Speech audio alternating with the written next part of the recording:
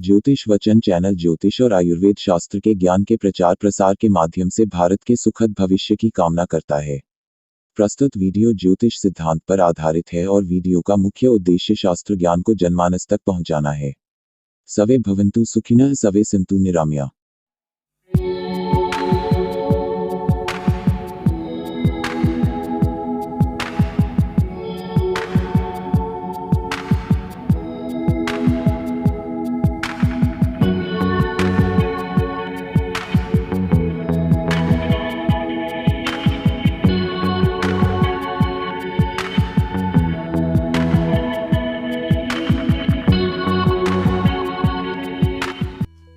एक बार अमृता प्रीतम जी, जो एक कवियत्री थी, सुप्रसिद्ध कवियत्री, जिनकी पुस्तकें और कविताएं आपने पढ़ी होंगी, देखी होंगी, उनके बताई हुई बात है ये पुस्तक में कि वो एक बार आदि शंकराचार्य जी महाराज थे, उनके पास में गई तो पहले उनके दर्शकों के पास वो जब बैठी हुई थी, जो उनके दर्शक थे, अलग से किसी रूम में या किसी हॉल में या वेटिंग रूम में जब उनके पास में बैठी हुई थी, तो किसी उनके एक दर्शक ने बताया कि उन्होंने जिज्ञासा पूर्वक शंकराचार्य जी से एक बार बात की और उन्होंने पूछा कि महाराज आप ये बताइए कि जो साधु संत अपने पाँव छूने से, अपने पैर छूने से मना करते हैं, अपने शिष्यों को मना करते हैं या अन्य लोगों को मना करते हैं, इसके पीछे क्या राज है, क्यों करते हैं वो ऐसा, इसके पीछे क्या साइंस है या क्या गणित है या क्या राज है। तो वो मुस्कुराए और उन्होंने कहा कि इसके पीछे किसी भी अपने पास अर्जित धन का व्यय हो जाना या उसको खर्च करना, यही एक गणित है इसकी, कि वो चाहते हैं कि जो उनके पास कोई सीमित धन या कोई सीमित कोई निधि या कोई सीमित कोई ज्ञान उनके पास में है, कोई सीमित कोई शक्ति जो उनके पास में एक स्टोरेज है, एक इंक्लूड है, और उस को वो अगर किसी भी जरिए से अगर वो उसको ख़त्म कर रहे हैं तो वो धीरे धीरे उनकी बिल्कुल ख़त्म हो जाएगी। और इसी चीज़ का यहाँ पे साइंस आता है कि अंगूठे के जरिए कोई भी अगर शिष्य या कोई भी व्यक्ति अगर उनके पैर छूता है तो उनकी शक्ति को धीरे धीरे वो अपने में ले लेते हैं और वो क्षीण होने लगती है। इसलिए एक वक्त ऐसा आता है जब उनकी सारी शक्ति क्षीण हो जाती है और वो चली जाती है, तो वो इसलिए अपने पैर छूने से या उनको स्पर्श करने से उनको मना करते हैं।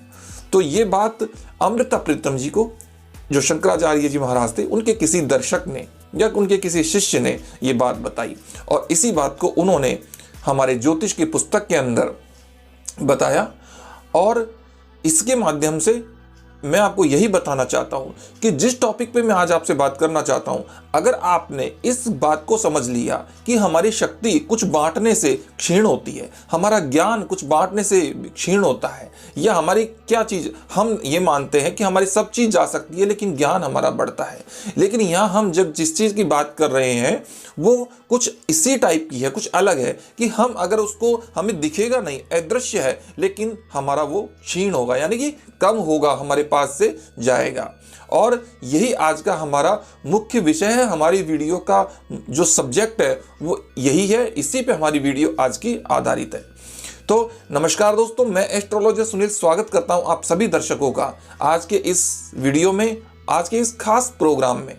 दोस्तों, जो हमारे नए दर्शक हैं वो हमारे चैनल को सब्सक्राइब कर लें और साथ ही बेल आइकन को ऑन कर लें ताकि नोटिफिकेशन आपको सबसे पहले मिल सके।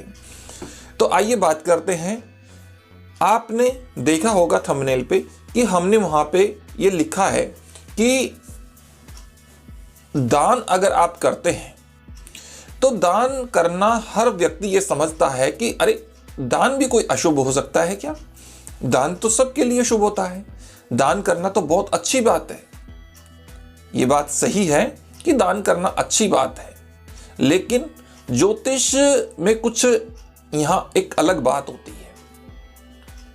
हम ये नहीं कह रहे हैं आपको कि आप दान मत करिएगा, लेकिन आपको दान करना क्या है, आपको दान किस चीज का करना है, आपके लिए कौन सी चीज पॉजिटिव रिजल्ट लाएगी, आपके लिए कौन सी चीज दान का नेगेटिव रिजल्ट लाएगी, और इस चीज को आपको बताने वाला कौन है? ओनली सिर्फ आपकी कुंडली।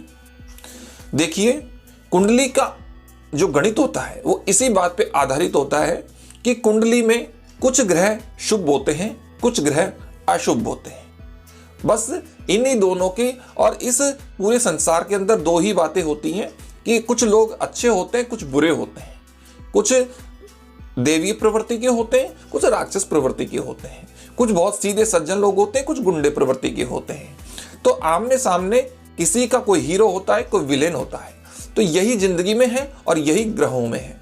तो कुंडली के अंदर यही होता है कि कुछ ग्रह बुरे होते हैं और कुछ ग्रह अच्छे होते हैं। कहने का कुछ अशुभ और कुछ शुभ। बस ये शुभ और अशुभ की जो लड़ाई है यही हमें जीवन में सुख और दुख प्रदान करती है। अब सीधी सी बात यह है कि अब आप या तो सुनते हुए आए होंगे बचपन से, और अगर नहीं सुनते आए तो आज सुन लीजिएगा कि जो आपके ग्रह हैं वो अशुभ जो ग्रह हैं उनकी अशुभता को कभी भी नहीं बढ़ाना चाहिए, और जो शुभ ग्रह हैं उनकी शुभता को कभी घटाना नहीं चाहिए। कहने का मतलब आपके शुभ ग्रहों की शुभता को बढ़ाइए और अशुभ ग्रह की अशुभता को कम कीजिए, घटाइए। अब घटता कब है? जो अशुभ वस्तुएं हैं उनको घटाना है, तो अशुभ जो ग्रह हैं उनकी जो कारक वस्तु हैं या उन वस्तुओं को जो रिप्रेजेंट करते हैं उन वस्तुओं के संपर्क में कम रहो, उन वस्तुओं को अपने पास से दान करो, उन वस्तुओं को अपने पास से हटा दो, उन वस्तुओं को अपने संपर्क में कभी मत लाओ। और जो अच्छे ग्रह हैं जिनकी शुभता को बढ़ाना है उनके लिए क्या करना है? उनके संपर्क में आओ, उनको किसी से गिफ्ट में लो, उनको खरीद करके लेके आओ, उनके हर तरीके से उनके आपको संपर्क में रहना है। उनको कहीं से भी एकत्रित करने की सोचो, उनके संपर्क में बने रहो ज़्यादा से ज़्यादा। उन चीज़ों को अपने पास लेकर के आओ, अपने इर्द गिर्द रखो जो शुभ वाले ग्रहों को रिप्रेजेंट करती हैं, शुभ वाले ग्रहों की कारक वस्तुएं हैं, उन सब चीज़ों को। तो ये चीज़ होती है। तो अब बात ये आती है कि इसको हम कैसे थोड़ा सा डीपली समझ सकते हैं। जैसे कुंडली के माध्यम से एग्जाम्पल के तौर पे हम आपको समझाते हैं कि अगर किसी की कुंडली के अंदर, जैसे मान लो यही बात आती है, आपने धातुओं की जैसे पत्थर स्टोन जो होते हैं, रिंग वगैरह जो पहनते हैं हम, उनके बारे में आपने सुना होगा कि कई बार स्टोन हमको गलत असर दे देते हैं और कई बार हमको अच्छे रिजल्ट भी देते हैं, इसलिए कुंडली दिखाना जरूरी है। लेकिन यही बात दान में भी काम करती है, यही बात मंत्र में भी काम करती है, यही बातें हर जगह काम करती है। तो मैं आपको यह दान के बारे में ही बता रहा हूं कि आप दान के लिए वही काम करेंगे जो आपको कुंडली आपको एडवाइस दे रही है, कुंडली आपको सलाह दे रही है। जो कुंडली आपको बताए, आपकी कुंडली के अंदर जो शुभ है, जो आपके लिए जो दान शुभ है, आपको वही करना चाहिए। क्योंकि दान में जैसे मंगल है, मंगल अगर आपकी कुंडली के अंदर तीसरे भाव में है तो तीसरे भाव का मंगल शुभ है। लेकिन अगर आप जैसे मिठाई दान करते हैं, क्योंकि कुंडली का कारक मिठाई है या लाल कलर की कोई वस्तु है, अगर आप उस वस्तु को दान करते हो तो कहने का मतलब यह है कि जो मंगल, जो स्थिति, जो शक्ति जो अपनी बनाए हुए है, जो आपके लिए भला करने की कोशिश कर रहा है, वो आपको धीरे धीरे आप उसका यदि दान करेंगे अनजाने में, तो उस कंडीशन में वो आपका जाने अनजाने में जो भी आप दान करेंगे, वैसे जानकर तो कोई नहीं करेगा, अगर पता चलेगा तो, बट अनजाने में ही होगा, तो जो आप दान करेंगे उस दान की वजह से उस मंगल का आपका हास होगा, वो कमजोर पड़ेगा, उसमें वीकनेस आएगी और उसके जो रिजल्ट्स हैं वो आपके नेगेटिव होते चले जाएंगे। तो ये चीज होती है। अब बात आती है, जैसे मान लो किसी और, मैं दूसरे ग्रह का आपको मान लो एग्जांपल देता हूं कि अगर मान लो 7वें घर में आपके शुक्र है और शुक्र आपका बहुत अच्छा है, 7वें घर के अंदर मान लो वृष राशि का, अपनी खुद की राशि का, तुला राशि का है, उस कंडीशन में बहुत अच्छा है। आपका गृहस्थ का सुख, पति पत्नी का सुख ये बहुत बेटर करने वाला है, आपका यौन सुख बहुत अच्छा करने वाला है। लेकिन अब अगर मान लो आप किसी को गिफ्ट में या किसी को दान में या किसी को उपहार में आप इत्र देते हैं, आप किसी को सिले हुए कपड़े देते हैं अच्छे अच्छे, आप किसी को परफ्यूम्स वगैरह देते हैं, आप किसी को बहुत अच्छे सजावट की चीज़ें देते हैं, आप किसी को वाइट कलर के वस्त्र वगैरह देते हैं, तो इससे क्या होगा कि आपके शुक्र का ह्रास होगा। आपके पास जो जमा पूंजी है शुक्र की, वो जमा पूंजी लेस होगी। आपकी जो बैटरी है शुक्र की, जो जितनी फुल भरी हुई है, वो डिस्चार्ज होगी। तो आपकी बैटरी डिस्चार्ज होने के बाद में उसमें वीकनेस आएगी, यानी कि शुक्र की वीकनेस होगी। और वीकनेस होने, ये जो आपके क्षेत्र जिनको ये रिप्रेजेंट करता है, उन चीजों में ये आपकी कमी लाएगा। जैसे आपके गृहस्थी को बिगाड़ेगा, आपके यौन सुख को बिगाड़ेगा, आपके व्यापार का भी एक ये होता है, तो आपके व्यापार को भी ये गिरा सकता है। इस तरीके की ये सारी चीजें शुक्र आपको देगा। इसी तरीके से अगर मान लो चंद्रमा है, चौथे भाव में है, और चंद्रमा अगर मान लो आप चंद्रमा की जो कारक वस्तु हैं, जैसे मोती है या कोई व्हाइट कलर की या क्रीम कलर की कोई वस्तु है, वो है, ये अगर आप, या फिर चांदी है, ये अगर आप दान कर रहे हैं या आप किसी को दे रहे हैं, आपको किसी गिफ्ट में भी अगर आपको दे रहे हैं, आप किसी को दे रहे हैं, तो आपके चंद्रमा का ह्रास होगा। आपका मन डिप्रेशन में आएगा, तनाव में आएगा चंद्रमा के वीक होने से। आपकी माता को कष्ट होगा, आपकी भूमि जमीन जायदाद से संबंधित कोई परेशानी आएगी, क्योंकि चौथे भाव का स्वामी बन रहा है या चौथे भाव में बैठा हुआ है। तो इस तरीके की जो कंडीशंस हैं, वो आपके चंद्रमा के वीकनेस होने से आ जाएंगे आपके लिए। अगर आपका मान लो बुध बहुत अच्छा है, और आप, क्योंकि एक ये फैशन सा है कि हम किसी को अच्छा पेन या कलम, ये तो हम गिफ्ट में दे ही देते हैं। तो ये चीज़, अगर किसी का बुध बहुत अच्छा है और आप उसको दे रहे हैं किसमें, गिफ्ट में, या किसी को दान में दे रहे हैं, तो आपके लिए बहुत बुरा साबित होगा। आपकी विद्या कमजोर पड़ जाएगी, आपकी बुद्धि कमजोर पड़ जाएगी, आपकी बुद्ध से रिलेटेड जितनी भी चीज़ें हैं वो आप में वीकनेस आ जाएगी, बुद्ध आपका खराब होने लगेगा धीरे धीरे, अगर आप लगातार कर रहे हैं तो ये चीज़ आपको ध्यान रखनी होती है। अगर आप बृहस्पति का कर रहे हैं सही, तो बृहस्पति में आपने, अगर आप मान लो किसी को पुस्तक दान करते हैं, किसी को येलो कलर के वस्त्र दान करते हैं, किसी को चने की दाल दान करते हैं, तो आपका बृहस्पति धीरे धीरे कमजोर, अच्छा भला है, जिसको आप बैटरी डिस्चार्ज कर रहे हो वो आपका कमजोर होगा। इसलिए दान बहुत सोच समझ के करने चाहिए। दान के बारे में ये नहीं है कि आप उठा के किसी को भी दान कर दिया, जी हमने दान कर दिया इससे हमें फायदा मिलेगा, नहीं मिलेगा।